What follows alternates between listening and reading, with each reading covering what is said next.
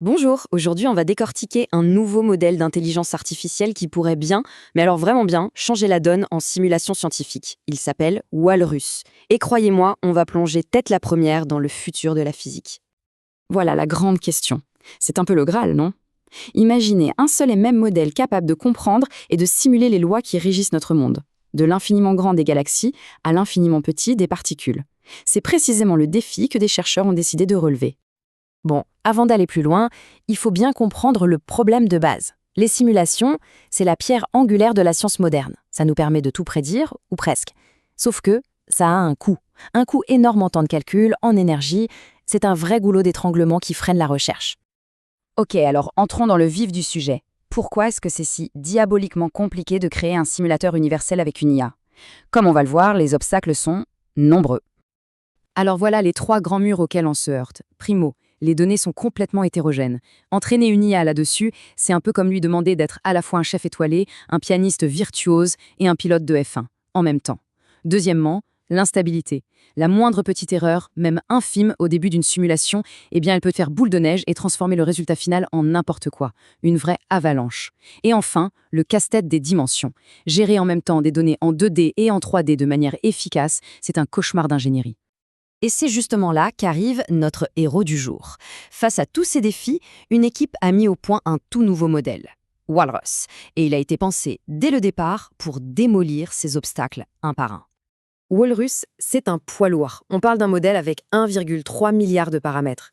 Pour lui apprendre les ficelles, on lui a servi à un régime de données ultra varié. 19 types de simulations physiques différentes. De l'astrophysique, de la mécanique des fluides, de la science des matériaux. L'objectif, qu'il ne se contente pas d'apprendre par cœur, mais qu'il comprenne les lois fondamentales qui relient tous ces domaines.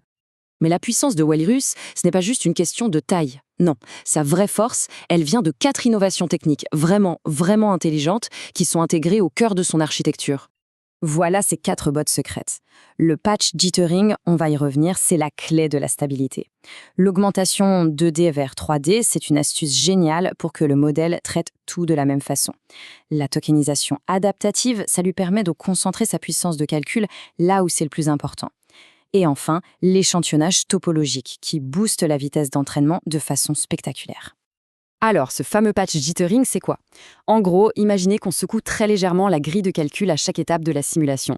C'est un tremblement contrôlé. Sans ça, regardez, des erreurs bizarres apparaissent, des sorties de grilles, et la simulation finit par dérailler complètement. Avec ces techniques, le résultat est net, stable. Les erreurs à long terme sont réduites de plus de 50% en moyenne, c'est juste énorme. Et ce chiffre, il parle de lui-même. La quatrième innovation, l'échantillonnage topologique, elle permet d'accélérer l'entraînement de 262%. On ne parle plus seulement de précision ici, on parle de rendre le développement de ces IA beaucoup plus rapide et donc beaucoup plus faisable. Bon, maintenant, c'est l'heure du grand test. Qu'est-ce que Walrus a vraiment dans le ventre face aux autres modèles de pointe? Les chiffres sont sans appel. Pour des simulations en 2D, plus la barre est basse, mieux c'est. Et là, il n'y a pas photo. Walrus réduit l'erreur de presque 64% par rapport à la moyenne des modèles précédents. C'est une victoire par chaos. Et quand on passe à la 3D, là où ça devient vraiment corsé, eh bien l'écart est encore plus flagrant. On parle de simulations ultra complexes, comme ce qui se passe juste après la fusion de deux étoiles à neutrons. Même là, Walrus domine de la tête et des épaules. La conclusion des chercheurs eux-mêmes est sans équivoque. Cette phrase tirée de leur publication le dit clairement. Walrus a tout simplement établi un nouveau standard de performance. D'accord, il est performant, mais d'où vient cette supériorité? La réponse, vous allez voir, est assez surprenante et même un peu contre-intuitive. Tout est dans la stratégie d'entraînement. C'est la bonne question, n'est-ce pas? Son vrai secret, ce n'est pas juste sa technique, c'est la philosophie même de son apprentissage.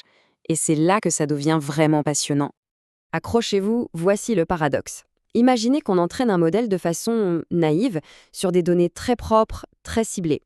Pendant cette phase d'entraînement, il va faire moins d'erreurs que Walrus, qui lui galère avec des données beaucoup plus variées et désordonnées. Sur le papier, à ce moment-là, on pourrait se dire que le premier modèle est meilleur. Sauf que, le jour du grand test, quand on leur donne des problèmes qu'ils n'ont jamais vus, tout s'inverse. Le modèle naïf s'effondre, il est incapable de généraliser, alors que Walrus, lui, brille. La leçon est incroyable. C'est en l'exposant à une grande diversité de problèmes, même si c'est plus difficile au début, qu'on forge une IA vraiment robuste et intelligente. Alors au final, qu'est-ce que tout ça signifie? Toutes ces explications techniques nous amènent à une conclusion beaucoup plus large sur l'impact que ça pourrait avoir sur la science de demain. Le point essentiel, il est là. Avoir un modèle de base unique, un couteau suisse de la physique comme Walrus, capable de s'adapter à une multitude de problèmes, ça pourrait débloquer la recherche. Ça rendrait la simulation plus rapide, plus accessible, moins chère, et ça accélérerait le rythme des découvertes de manière spectaculaire. Et on va se quitter sur cette question. Imaginez un instant. De la création de nouveaux médicaments à la compréhension fine du changement climatique, en passant par les mystères du cosmos, quelle porte allons-nous ouvrir maintenant que ce verrou de la simulation est en train de sauter? Les possibilités donnent le vertige. Merci d'avoir suivi cette analyse.